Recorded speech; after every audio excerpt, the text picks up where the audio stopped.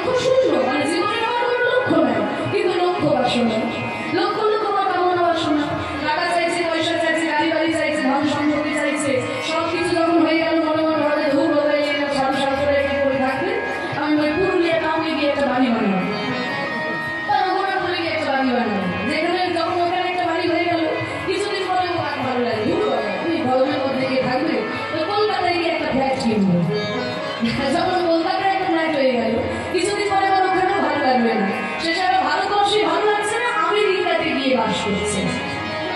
তাহলে দেখো লক্ষ লক্ষ কামনা বাসনা উদ্দেশ্যহীন ভাবে ছুটে চলেছে, কিন্তু আমার এই লক্ষ লক্ষ কামনা বাসনা নিয়ে কবে যাবে এই সংসাররূপী বিশেষ সাগরে মুখ থুবড়ে পড়ে যাবো ঠাকুর, আমি তো জানি না। লক্ষ শূন্য লক্ষ বাসনা জড়িয়েছে গভীর ভাবে, জানি না কখন ডুবে যাবে কোন অমূল্য বড় পাঠাবে। তবে বা তোমার লক্ষ লক্ষ কামনা বাসনা নিয়ে তুমি সংসার বিশেষ সাগরে ডুবেছো বাবা, আমি কি করবো? ভগবান বলেন আমি কি করবো? বলে তুমি যদি না করো তবে কে করবে? প্রভু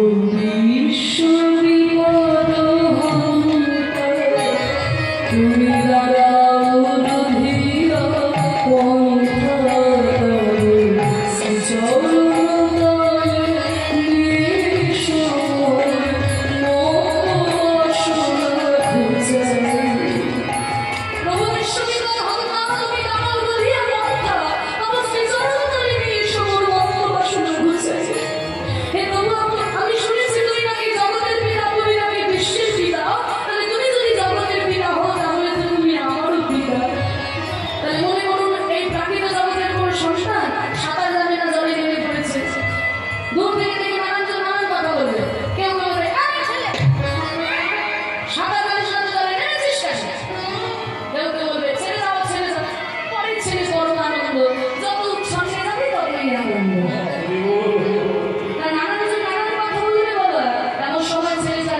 নধিয়া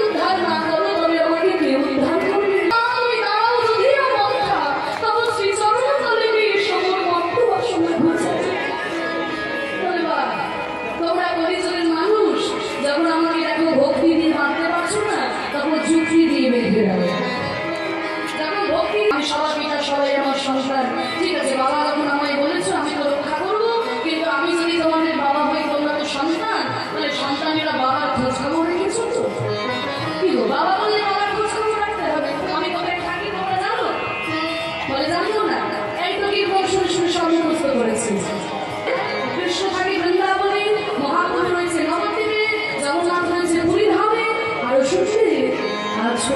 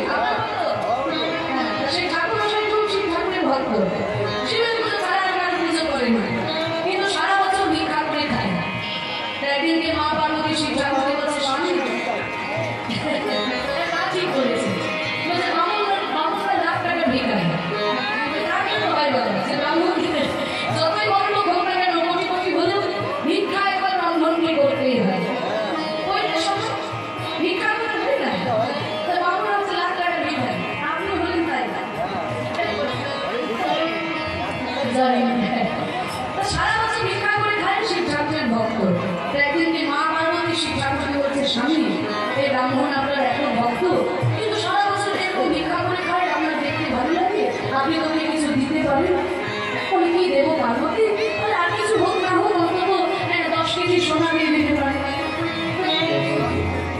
10 কেজি, 10 কেজি সোনা, বুঝতেই পারছেন এখন তো 10 গ্রামই 70,000 ছাড়িয়ে গেছে। তো 10 কেজি সোনা দিয়ে খাওয়া দিতে যাবে। তো তখন শিব ঠাকুর বলছে, শোনো পার্বতী, আমি দিলে হচ্ছে কপালে সইবে না, একটু না দিয়ে বলছেন সইবে না, আমি দিলেই তো দেখুন। ঠিক আছে পার্বতী, আমি না হয় দিতে পারছি না, আমি তো ভিখারি মানুষ, কিন্তু তুমি তো অন্নপূর্ণা, তাই না?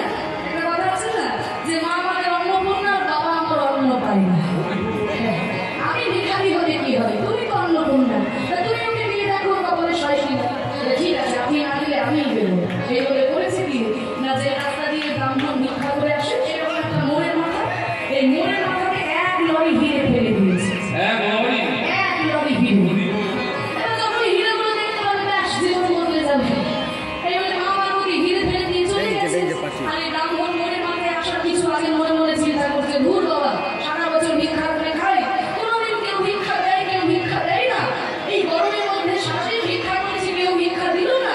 তা আজকে আমি বরং একটু কম বসে যে ভিক্ষা করে দেখি তো কেউ আমাকে ভিক্ষা দেয় কিনা। আজকে আমি কম বসে যে ভিক্ষা করি।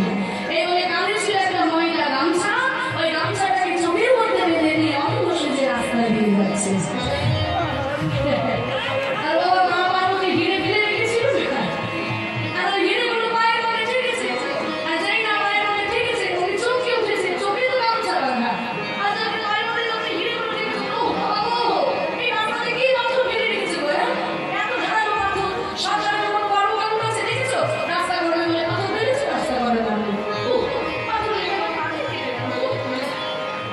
হিরেগুলোকে পাথর ভেবে একে তাকে গালাগালি দিতে দিতে চলে গেল।